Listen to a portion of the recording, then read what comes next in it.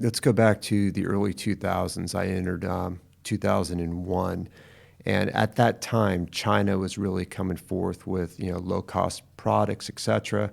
And the whole manufacturing landscape changed in the United States, whereby if you were just a Me Too, another commodity manufacturer, the value add was significantly less. So as we looked at our manufacturing capabilities and skills, we realized it had to be on the premium side.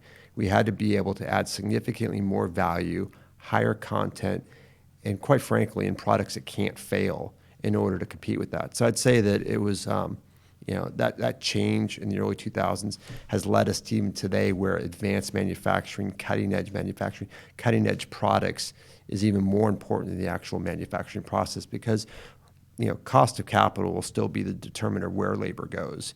But if we can make the most highly critical products that cannot fail, I'd say that's still going to be the future in the United States.